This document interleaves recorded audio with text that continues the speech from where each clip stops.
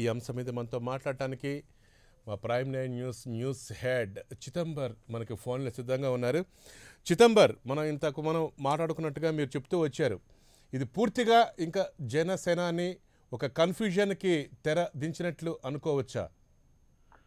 డెఫినెట్గా ఏదైతే మనం కన్ఫ్యూజన్ క్రియేట్ చేసే ప్రయత్నాలు మనం ముందు నుంచి మనం చెప్తూ వస్తున్నాము.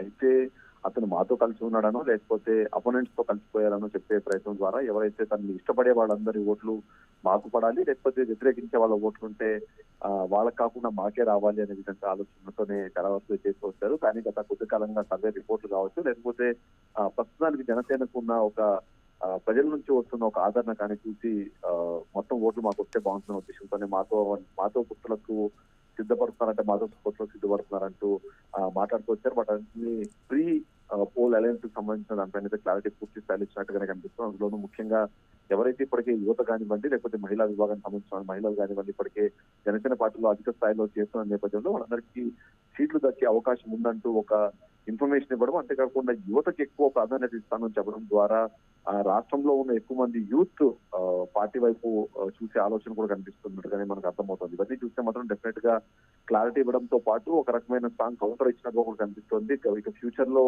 ఏ పార్టీతోనూ మాకు పొత్తు ఉండే అవకాశం లేదు, మేము మొదటి నుంచి కలిసి పనిచేస్తున్న వామపక్షాలనే మేము కలుపుకొని పోయే అవకాశం ఉంది అంటూ ఈ స్ట్రాంగ్ కౌంటర్ ఇవ్వడం ద్వారా కూడా వాళ్ళందరికీ చెక్ పెట్టినట్టుగా మనం డెఫినెట్ గా చూడవచ్చు చేస్తున్నారు. అంటే ఇప్పుడు పవన్ ఇచ్చిన మెసేజ్తో కొన్ని అంశాలు మనం క్లియర్ కట్గా క్షేత్రస్థాయిలోకి తీసుకెళ్ళాలని చెప్పే ఉద్దేశంతో పాటుగా 175 నియోజకవర్గాల్లో పోటీ చేస్తాం అనే అంశం ఒకటి క్లియర్ కట్గా వెళ్ళిపోతుంది.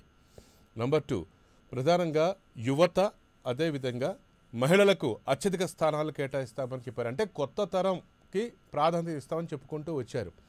దాంతోపాటుగా మేలైన అనుభవజ్ఞులైనటువంటి రాజకీయ నాయకులు కూడా పెద్దపీట వేస్తామని చెప్తారు. మరి ఇప్పుడు జనసేన ఫస్ట్ టైం జనాల్లోకి ఎన్నికల్లోకి వెళ్తున్న నేపథ్యంలో ఈ ప్రయోగం అనేది ఎలా ఉంటుంది, మనం ఎలా బేరీజ్ వేసుకోవచ్చు చిదంబర్? అంటే మనము కొన్ని ఎగ్జాంపుల్స్ చూసి, అంటే ముఖ్యంగా ఇప్పుడు తను చేసిన ఏదైతే ఉందో దాని వ్యాఖ్యను బట్టి మనం చూస్తుంటే చాలా క్లియర్ గా ఒక 2-3 విషయాలు చాలా క్లియర్ గా అర్థమవుతాయి. ఒకటి, ఏదైతే మొదటి నుంచి జనసేన పార్టీ కేవలం తూర్పుగోదావరి, పశ్చిమ గోదావరి అలాగే ఉత్తరాంధ్రకు మాత్రమే పరిమితమయ్యే అవకాశం ఉంది, మిగిలిన ప్రాంతాల్లో యాక్టివ్ గా ఏమీ అంటే తనకు సంబంధించిన సభలు కానివ్వండి లేకపోతే తనకు సంబంధించిన యాత్రలు కానీ కొనసాగలేదు కాబట్టి కేవలం అక్కడ మాత్రమే కాన్సన్ట్రేట్ చేస్తున్నారు అని చెప్పే ప్రయత్నం చేసిన వాళ్ళందరూ కూడా ఒక సమాధానం చెప్పినట్టుగా మొత్తం 175 స్థానాలను మేము పోటీ చేయబోతున్నాము అని చెప్పడం అన్నది ముఖ్య ఉద్దేశం. అయితే రెండోది, ఎందుకు పార్టీలోకి కీలకమైన నేతలు రావట్లేదు, ముఖ్యమైన నేతలు ఎందుకు రావట్లేదు అనే ప్రశ్నకు కూడా సమాధానం ఇక్కడే చెప్పినట్టుగా కనిపిస్తుంది. కేవలం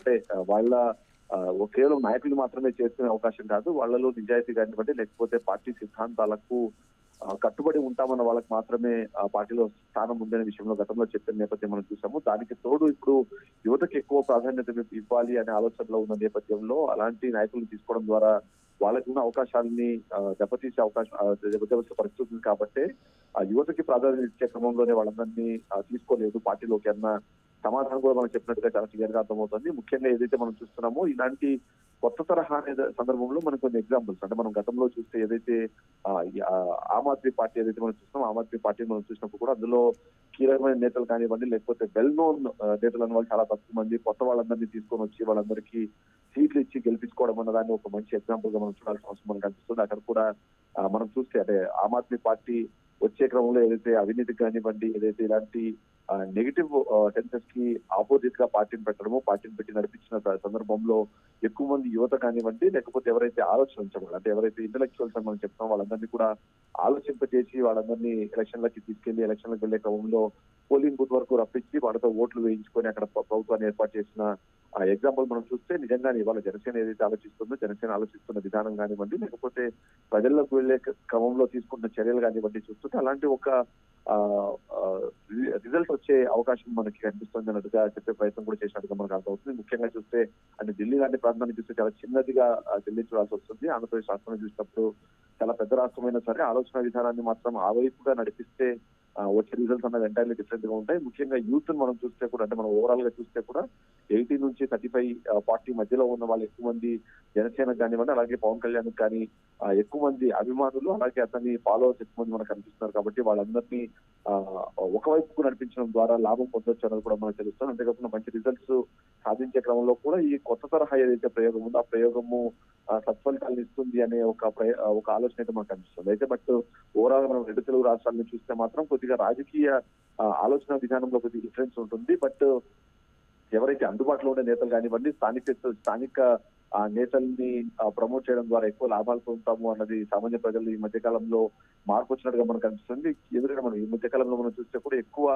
పాపులర్ ఉన్న నేతల కన్నా ప్రజలకు అందుబాటులో ఉన్న నేతలకి ఎక్కువ ఓట్లు పడ్డాయి. అంతేకాకుండా వాళ్లే ఎక్కువ మంది గెలిచిన అవకాశం మనం చూస్తున్న నేపథ్యంలో యువతని తీసుకోవడం ద్వారా, అందులోనూ స్థానికంగా ఉన్న యువతని కానివ్వండి, స్థానికంగా ఉన్న నేతల్ని తీసుకోవడం ద్వారా మంచి ఫలితాలను పొందొచ్చనే ఆలోచనలు జనసేన పార్టీ ఉన్నట్టుగా కనిపిస్తారు. అందుకనే ఏవైతే కేవలం ప్రతిపక్ష పార్టీలు కానివ్వండి, లేకపోతే ఇతర పార్టీలు చేస్తున్న మాటలకి కౌంటర్ ఇవ్వడంతో పాటు వాళ్ళకి వాళ్ళకి సంబంధించిన సమాధానం చెప్తూ కూడా మిగిలిన పార్టీ నేతలకు కూడా ఒక మంచి సమాధానం చెప్పినట్టుగా అయితే మనం దీన్ని చూడాల్సిన అవసరం అయితే మనకు కనిపిస్తుంది.